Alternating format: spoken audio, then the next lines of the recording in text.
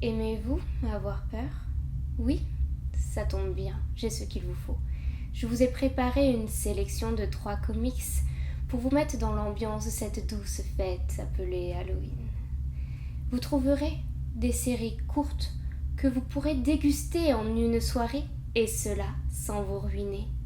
Et étant donné qu'il y a peut-être des âmes sensibles parmi vous, je vais aller du plus soft au plus dégueulasse.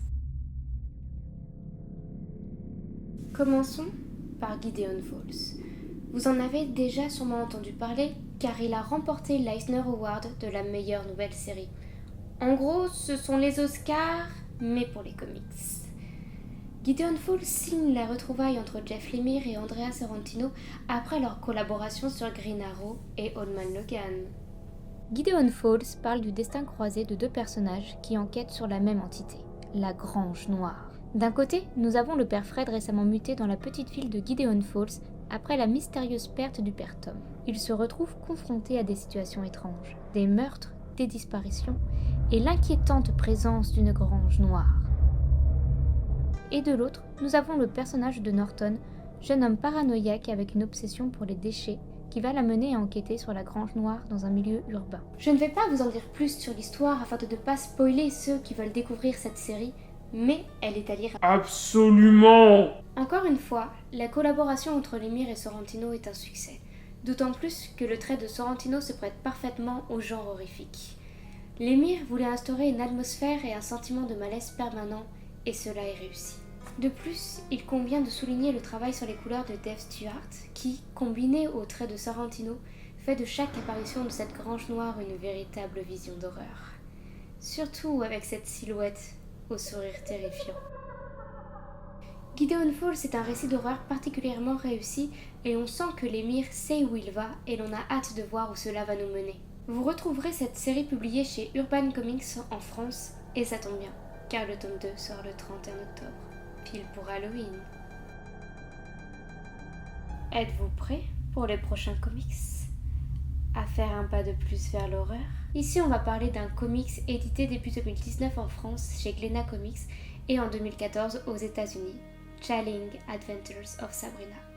Oubliez tout ce que vous savez sur la petite sorcière toute mignonne. Ici elles sont sales!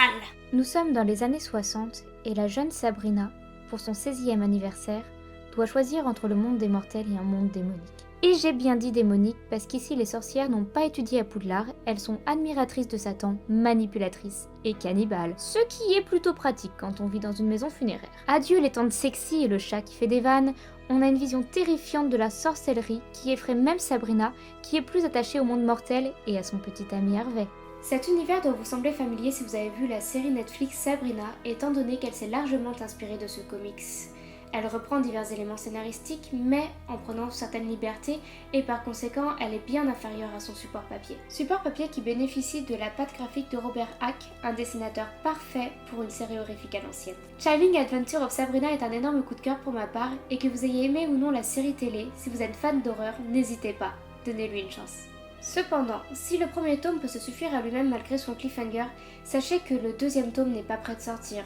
En effet, aux États-Unis, la 9e issue était censée sortir en octobre 2017. Mais hélas, le scénariste Roberto Aguirre Sacasa, qui est également le showrunner de Riverdale et de Sabrina, a préféré privilégier les adaptations aux comics. Et maintenant, laissez-moi vous poser une question. Aimez-vous le sale? Je l'espère, car nous allons parler de Crost. Mais non, mais pas ce Crost-là! Ce Crost-là! Par Garth Ennis! Bon, ok, j'avoue, c'est mon premier comics de Garth Ennis. Mais ne vous inquiétez pas, je compte lire Preacher prochainement. Ha! Imaginez le monde de The Walking Dead, mais où les infectés ont plus envie de te manger le cul que le cou. Et le tout dans un langage fleuri. C'est ça, Crost. L'histoire commence comme tout récit de zombies. Une infection brusque et sans explication, et à vrai dire le comic s'y intéresse peu. On suit un petit groupe de survivants à différentes époques, et Garth Ennis va s'amuser à étudier leur façon de survivre dans ce monde hostile. Mais aussi et surtout, les multiples techniques farfelues qu'ont les infectés pour les transformer. Le virus fait ressortir le pire de l'être humain. Toutes les pulsions de meurtre, de viol, que l'on a contenues au fil du temps grâce à la construction d'une société avec des règles, s'expriment chez les infectés aussi violemment que le système explose. Mais pas que. Ennis joue le jeu du récit de zombies pour montrer que l'être humain peut être aussi pourri que les infectés, même le plus innocent en apparence. Si le scénario m'a marqué, les dessins sont seulement corrects. On est loin d'un style graphique aussi efficace et original qu'un Gideon Falls ou qu'un Sabrina.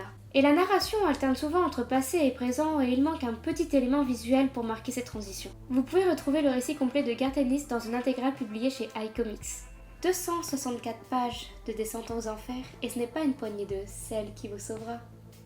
N'hésitez pas à me dire dans les commentaires si vous avez lu ces titres ou si vous souhaitez les découvrir. En attendant, je vous souhaite un terrifiant Halloween.